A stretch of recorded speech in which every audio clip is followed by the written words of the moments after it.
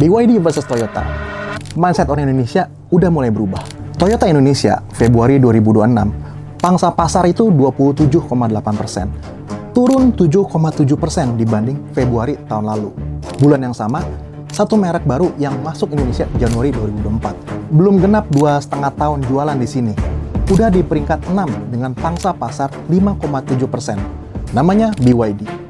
Line up-nya 100% mobil listrik. Datanya keluar dari Gaikindo, gabungan industri kendaraan bermotor Indonesia yang ngumpulin data penjualan tiap bulan dari semua APM.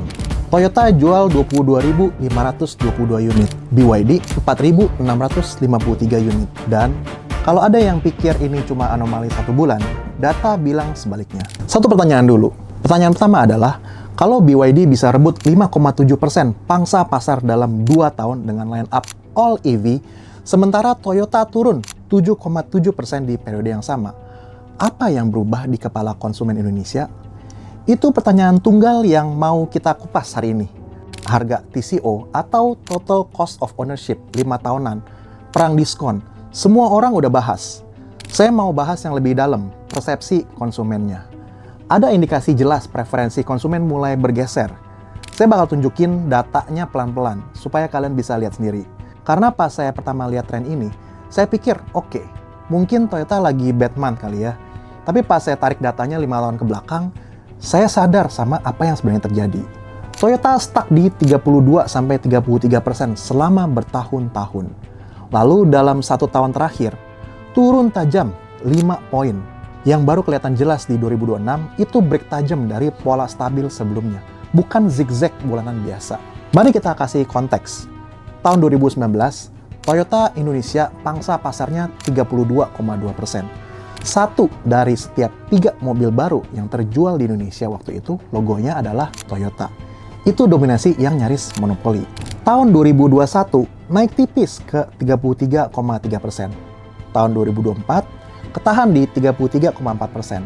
Sepanjang 2025, turun ke 31,2%. Lalu Februari 2026, 27,8%. Bayangin grafiknya.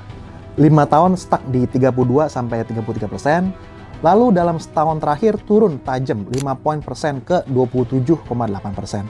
Dan penurunan ini terjadi di pasar yang justru tumbuh. Total penjualan di bulan Februari 2026 itu 81.159 unit, naik 12% dibanding Februari 2025. Di Februari 2026, Toyota turun justru saat pasar bulan itu tumbuh. Itu adalah definisi market share loss yang real. Dan kalau kalian zoom out lebih jauh lagi, total penjualan mobil Indonesia tahun 2025 itu 803.000 unit. Turun 7,2% dari 2024 yang 865.000 unit. Pasarnya secara keseluruhan lagi flat ke turun. Tapi BYD masih bisa tumbuh 3 digit di pasar yang stagnan. Dan Toyota masih bisa turun di pasar yang bulan Februari itu lagi numbuh. Lalu siapa yang ambil pangsa pasar itu? Mari kita lihat top 6 Februari 2026. Peringkat 1, Toyota, 27,8%. Peringkat 2, Daihatsu, 16,6%. Peringkat 3, Suzuki, 11,9%. Peringkat 4, Mitsubishi, 8,6%. Peringkat 5, Honda, 6,6%. Peringkat 6, BYD, 5,7%. 4.653 unit dalam 1 bulan. Untuk konteks, BYD pertama buka showroom di Indonesia tanggal 18 Januari 2024. Mereka langsung luncurin 3 model awal, atau 3, Dolphin dan Seal. Juli 2024, nambah M6 MPV listrik pertama di Indonesia. Juli 2025, mereka luncurkan Atto 1 di Gias, pameran mobil tahunan terbesar di Indonesia. 7 bulan kemudian, Atto 1 udah jadi mobil terlaris keempat di Februari 2026 dengan 3.700 unit, di atas Toyota Rush dan Honda Brio. 2 tahun, BYD belum ada di Indonesia awal 2024. Sekarang peringkat 6 brand secara overall, dan Atto 1 peringkat 4 untuk 1 model spesifik, dengan line up yang seluruhnya mobil listrik. Sekarang kita coba lihat angka year over year-nya. Perbandingan bulan yang sama tahun ini sama tahun lalu, supaya efek musiman keeliminasi. Karena ini yang bikin saya yakin polanya itu struktural ya. Toyota Februari 2025 ke Februari 2026 turun 7,7%. BYD periode yang sama naik 232,6%. 4.653 unit dibanding sekitar 1.400 unit tahun lalu. BYD bukan satu-satunya yang tumbuh. Kuartal pertama 2026, BYD sendiri naik 118% year on year. Dan mereka pegang 56,3% dari segmen EV Indonesia. Lebih dari separuh mobil listrik yang terjual di Indonesia Q1, itu logonya BYD. Di belakangnya ada merek Cina lain yang juga masuk. Jeeko Februari 2026 jual 3.005 unit. Peringkat ke-7, Wuling 1.503 unit. Chery 1.167 unit. GWM 350 unit. Jadi pertanyaannya, kalau BYD aja yang naik, mungkin ini soal satu brand yang lagi hoki. Tapi, 5 merek Cina sekaligus aktif jualan di Indonesia. Total pangsa pasar Cina di Indonesia naik dari sekitar 3,8% di Q1 2024 ke sekitar 11,8% di Q1 2026. Dengan dorongan BYD yang tumbuh 232% year over year. Sementara Wuling sama Chery udah establish jualan di sini sejak 2017 sampai 2019. Itu kategori yang baru. Dan menariknya, dari 5 merek mobil Cina ini, BYD itu satu-satunya yang punya 100% EV. Jeeko, Wuling, Chery, GWM masih jualan ICE atau Internal Combustion Engine, alias mobil bensin, sama hybrid. BYD masuk pasar Indonesia tanpa satupun mobil bensin, dan tetap di peringkat 6 overall. Itu artinya, bukan cuma konsumen Indonesia terima brand Cina, tapi konsumen Indonesia terima EV China sebagai pilihan pertama. Dan ini bagian yang menarik, karena kalau kita lihat segmen EV-nya doang, BYD pegang 56,3%. Tapi kalau kita lihat total pasar mobil baru Indonesia, BYD itu baru 5,7%. Artinya apa? Artinya, pasar EV-nya sendiri masih kecil. Tapi yang kecil itu tumbuhnya kenceng banget. Sepanjang Q1 2026, segmen EV growth 20,7%. Sementara total pasar mobil cuma tumbuh 1,3%. Jadi ada dua hal yang terjadi bareng. Total pasar mobil stagnan, tapi di dalamnya kategori EV tumbuh 15 kali lebih cepat dari pasar overall. Dan di kategori yang lagi meledak itu, BYD ngambil setengahnya sendirian. Sekarang kita bahas kenapa. Karena kalau kita cuma baca data doang tanpa konteks, itu cuma angka ya.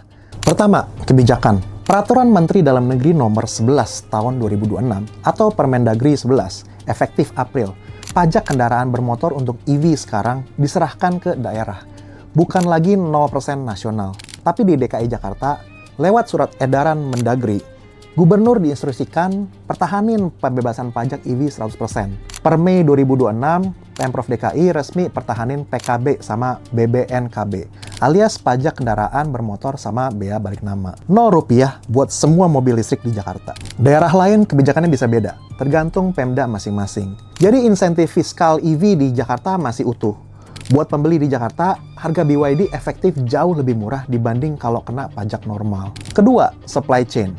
BYD lagi bangun pabrik di Subang, investasi 11,2 triliun rupiah. Kapasitasnya itu 150.000 unit per tahun. Target mulai produksi kuartal pertama 2026. Per Februari kemarin, mereka masih dalam tahap uji pre-produksi. Begitu pabrik Subang jalan, BYD bisa kasih harga yang lebih agresif lagi. Karena nggak perlu impor CBU atau completely built up. Mobil CBU itu mobil yang udah jadi langsung dari luar negeri impor ke Indonesia. Mobil-mobil yang diproduksi lokal kena insentif PPN ditanggung pemerintah. 40-100% tergantung TKDN, alias tingkat komponen dalam negeri. Ketiga, dan ini yang paling penting, persepsi konsumen. Ini bagian yang nggak bisa diukur dari spec sheet, tapi data penjualannya bilang sesuatu. 5 tahun yang lalu, beli mobil Cina itu masih dianggap resiko. Servis ribet lah, resale jelek, brand recognition rendah. Sekarang, Atto 1 jadi mobil terlaris nomor 4 di Indonesia secara overall. Mengalahkan semua mobil bensin di kelasnya. Di atasnya cuma ada Suzuki Carry, Toyota Innova, dan Daihatsu Grand Max. Yang berubah itu konsumen Indonesia udah mau mempertimbangkan mobil Cina sebagai opsi pertama. Bukan cuma alternatif murah. Dan ketika opsi pertama itu kebetulan listrik dan bukan bensin, dampaknya itu ke Toyota langsung. Coba kita pikirin demografi pembelinya. Atto 1 di Mei 2026. Harganya itu 205-245 juta. Atto 1, targetin keluarga muda urban yang mau city car murah. Bukan early adopter EV yang punya budget 600 juta. Itu yaitu segmen Brio dan LCGC, segmen paling kompetitif di Indonesia. Yang 5 tahun lalu defaultnya adalah Avanza atau Brio. Di Februari 2026, atau satu jual 3.700 unit. Avanza 3.258 unit. Brio 3.469 unit. Atau satu ngalahin 2 mobil entry level paling ikonik di Indonesia. Saya nggak tahu sekalian, tapi saya sendiri 5 tahun yang lalu kalau ditanya next mobil keluarga muda Indonesia bakal apa? Saya pasti bakal jawab Avanza atau Innova. Sekarang jawabannya udah berubah dan datanya udah ada. Sekarang kita bahas kontraknya. Tapi bang, charging infrastruktur di Indonesia kan masih ribet. Yes, benar. Tapi 4.653 orang tetap beli BYD di bulan Februari aja. Itu artinya buat sebagian pembeli urban dengan rumah yang bisa pasang home charger, hambatan itu mulai berkurang. Dan mereka bukan early adopter doang lagi. Volumenya udah masuk ke top 6 brand. Tapi bang, Toyota kan service networknya solid banget di seluruh Indonesia. Yes, bener. Dan itu masih jadi keunggulan kompetitif Toyota di luar Jawa. Tapi di Jawa, Bali, di mana mayoritas penjualan mobil terjadi, BYD udah punya lebih dari 60 dealer di 29 kota. Termasuk 2 flagship dealer di Jakarta dan Surabaya. Setidaknya, di kota-kota besar, gap layanan udah mulai mengecil. Tapi bang, brand Cina kan bisa runtuh tiba-tiba kayak yang sebelumnya. Yes, bener. Ini resiko yang real ya. Tapi BYD itu bukan pemain baru skala kecil. Mereka 31 tahun bikin baterai sejak 1995. 23 tahun bikin mobil sejak 2003. Tahun 2024, mereka jual 4,27 juta unit mobil listrik dan hybrid. Omsetnya adalah 107 miliar dolar Amerika. Ngalahin Tesla yang omsetnya 97,7 miliar. Plus pabrik Subang yang lagi dibangun memberi sinyal komitmen jangka panjang yang kuat. Pabriknya sebesar 108 hektar di Subang Smartpolitan, dekat tol Cipali KM 89 dan Pelabuhan Patimban. Lokasinya strategis, bukan cuma buat distribusi domestik, tapi juga ekspor ke ASEAN. Investasi 11,2 triliun itu adalah angka investment komitmen jangka panjang. Bukan angka yang kalian pasang kalau mau hit and run ya. Lalu apa implikasinya buat kalian yang nonton video ini? Kalau kalian pemilik Toyota sekarang, ini yang harus dipikirin. Residual value 5 tahun ke depan hampir pasti bakal lebih ketat dari 5 tahun yang lalu. Bukan karena Toyota jelek, tapi karena pasar bekasnya bakal punya kompetitor baru yang dulu gak ada. Data dari China bisa kasih kita gambaran, karena di sana BYD udah jualan dari 2003. Dan EV udah mainstream sejak 2018-an. Versi resmi dari China Automotive Dealers Chamber atau CADCC tahun 2024, mobil bensin di Cina retain 52% setelah 3 tahun harganya ya. EV murni itu retain 45,7% harganya. Beda 6 poin. Tapi yang menarik, gapnya itu lagi menyempit, bukan melebar. Tahun lalu, mobil bensin di Cina turun 5,8% residual value-nya dalam 12 bulan. Toyota Camry di pasar bekas Cina dari retain kisaran 64% tahun 2022 turun ke kisaran 57% di tahun 2023. Drop sekitar 7 poin dalam 1 tahun. Sebagian besar gara-gara perang harga EV. Catatan disclaimer-nya, BYD sendiri di Indonesia belum ada data resale 5 tahun, karena baru jualan dari Januari 2024 ya. Jadi kita ngomongin pola, bukan angka pasti. Tapi kalau historical Toyota dijadiin baseline, dan tekanan EV udah confirm di China, arahnya itu jelas. Di Indonesia, Avanza dan Innova historical retain sekitar 65-75% di tahun kelima. Sekarang, kompetisi BYD baru jalan 2 tahun. Jadi efeknya ke angka resale Indonesia belum kelihatan langsung. Tapi kalau pola dari China ditranslate, ada risiko Toyota Indonesia kehilangan 5-10% poin di tahun kelima dibanding generasi sebelumnya. Sebelum lanjut, satu hal penting yang harus masuk ke hitungan kalian. EV punya komponen biaya yang nggak ada di mobil bensin ya. Pergantian baterai. BYD nge-cover garansi blade battery sampai 8 tahun atau 160.000 km di Indonesia. Dengan syarat state of health battery di atas 70%. Jadi pemilik pertama relatively aman. Di luar warranty, data China nunjukin penggantian blade battery di ATO 3 kelas. Kisaran itu 30.000 sampai 50.000 yuan. Sekitar 77 sampai 129 juta di kurs sekarang. Buat Han EV, itu mobil yang lebih besarnya. 70.000 sampai 80.000 yuan, sekitar 181 sampai 207 juta. Hybrid Toyota juga ada baterainya. Replacementnya di kisaran 30-50 juta setelah 10-15 tahun. Beberapa brand mulai nawarin opsi sewa baterai atau battery as a service, tapi di Indonesia belum mainstream. Buat Toyota bensin murni, biaya itu nggak ada. Yang berubah bukan biaya kepemilikannya, tapi supply side-nya. Kalau pola China ditranslate ke Indonesia, residual Toyota 2030 itu bisa turun ke kisaran 60-65%. Bukan karena mobilnya jelek, tapi karena pasar bekas 2030 punya pilihan yang dulu nggak ada. Itu yang harus kalian hitung sekarang, sebelum kalian ambil keputusan beli mobil baru di tahun ini. Toyota masih nomor 1 di Indonesia. Mereka masih jual lebih dari 4 kali lipat unitnya BYD di Februari 2026. Innova Zenix Hybrid masih salah satu MPV terbaik di kelasnya. Dan Toyota punya satu hal yang BYD belum punya, jaringan servis dan kepercayaan multi-generasi. Tapi data Februari 2026 ngasih satu sinyal yang nggak bisa diabaikan. Pasar Indonesia lagi berubah lebih cepat dari yang kebanyakan orang pikirin. Dari ICE Jepang ke EV China. Dari single brand dominance ke fragmentasi. Dari puncak 33% Toyota ke 27,8% Toyota dalam waktu setahun. Yang dulu dianggap mustahil, mobil China jadi top 10. Mobil listrik nguasain segmen di pasar yang infrastruktur chargingnya masih dalam pembangunan. Brand baru langsung masuk peringkat 6 dalam 2 tahun. 3 hal itu udah kejadian semua di angka Gaikindo yang sama di bulan yang sama. Dan yang menarik, ini baru permulaan. Pabrik BYD Subang belum mulai mass production. Begitu jalan, BYD bisa kasih harga yang lebih agresif lagi. Plus, model-model lokal yang sesuai TKDN dapat PPN ditanggung pemerintah sampai dengan 100%. Hyundai dan Wuling juga lagi ekspansi. Pertanyaannya adalah, bukan apakah pangsa pasar Toyota turun terus, tapi ke level berapa dan dalam berapa tahun. Kita bahas ini bukan supaya kalian besok lari ke showroom BYD ya, atau buru-buru jual Innova kalian. Kita bahas ini supaya pas kalian duduk di showroom, pas mau beli, kalian udah punya kerangka berpikir sendiri. Bukan cuma ikut sales yang ngedorong satu brand dan bukan cuma ikut kebiasaan keluarga yang udah dibentuk pas pasar mobil Indonesia masih satu dimensional 10 tahun lalu. Oke, dari semua yang tadi kita ringkas jadi 3 hal. Yang pertama, pasar mobil Indonesia bukan single brand market lagi. Toyota turun dari puncak 33,4% di 2024 ke 27,8% di Februari 2026. 5 poin persen dalam setahun terakhir.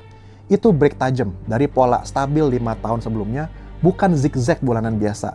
Asumsi default beli mobil, ya Toyota, perlu direvisin. Yang kedua, Atto 1 jual 3.700 unit di Februari.